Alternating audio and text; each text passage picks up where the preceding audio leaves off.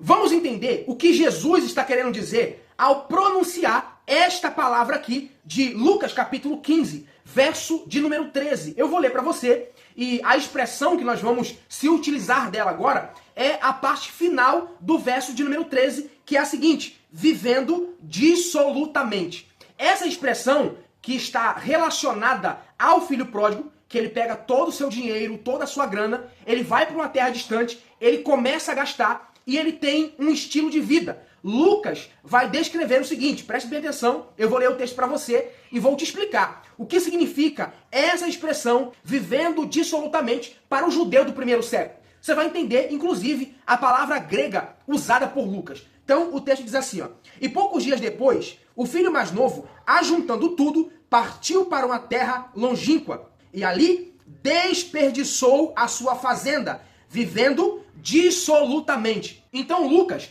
ao relatar esta parábola, ele está falando a respeito do estilo de vida desse filho. Agora, o que significa essa palavra no grego? Dissolutamente. Vamos entender? A palavra grega está indicando o modo como que ele gastou o seu dinheiro. E também a palavra dissolutamente significa dissipar, significa espalhar e dar uma ideia de uma má administração. Ou seja, ele teve uma vida de excessos. Você percebe que ele sai da casa do pai, reúne a sua parte da fazenda, converte isso em dinheiro e ele vai tocar a sua vida. Só que a vida que ele está levando distante da casa do pai é uma vida dissoluta. Ele não tem administração com os seus recursos. Ele vive um estilo de vida em excessos, esbanjando, gastando. Agora perceba um detalhe. Esta palavra grega usada por Lucas, ela dá uma ideia do seguinte: ela dá uma ideia de desperdício, ela dá uma ideia de vida sem direção, ok? E ela dá uma ideia de consumo irresponsável e também ausência de limites. O filho pródigo, ele estava colocando todos os seus bens em desperdício. Mas o foco de Jesus não é trazer aqui uma lista de pecados que esse filho comete. Não, pelo contrário. Jesus não detalha pecados específicos, porque o foco não é a lista de erros, mas o estado de alienação.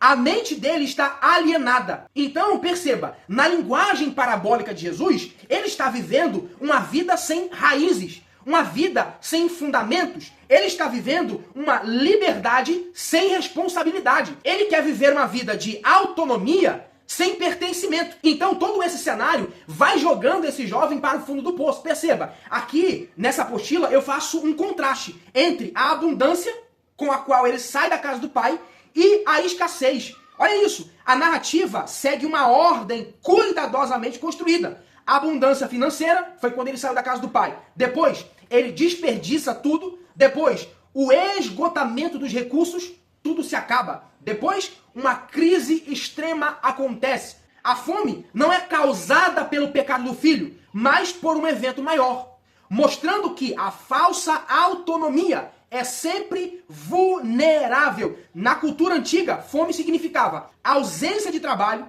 colapso da sobrevivência e dependência extrema. O que significa isso? Jesus está mostrando que esse jovem, ele está chegando ao fundo do poço. E quando ele vai chegar no fundo do poço, é lá que ele vai encontrar uma saída. A saída está na techuvá. Se você não sabe o que é techuvá, no próximo vídeo eu vou falar a respeito da saída dele do fundo do poço, indo em direção à casa do pai. Então aguarde. Mas se você chegou até aqui e gostou do vídeo, eu quero te falar que todas essas informações estão aqui, ó, no meu e-book falando sobre o filho pródigo. Todo esse e-book, ele tem 50 páginas só falando sobre esta parábola. Algo que você nunca viu por aí. Então, se você quer todas essas informações dentro da cultura judaica, entendendo cada ponto da parábola de Jesus, entendendo cada expressão que Jesus utiliza para falar a respeito desse filho pródigo e por que ele conta essa parábola falando do filho pródigo e também do irmão mais velho. Tudo isso tem um sentido. Você vai aprender neste e-book. Então, se você quiser adquirir, ele custa R$27. É só você mandar o seu contato para mim, eu vou te chamar e você pode estar recebendo aí no seu WhatsApp por PDF, tá bom? Então, espero que esse vídeo ele tenha te abençoado. Pode pegar todas essas informações, pregar, ensinar, fique à vontade. mas se você quiser conhecer com mais profundidade, é só você estar adquirindo esse e-book, tá bom? Que Deus abençoe você, abençoe a sua casa e a sua família. Eu te espero no próximo vídeo, onde vamos falar sobre a Techuvá, o retorno do filho pródigo à casa do pai.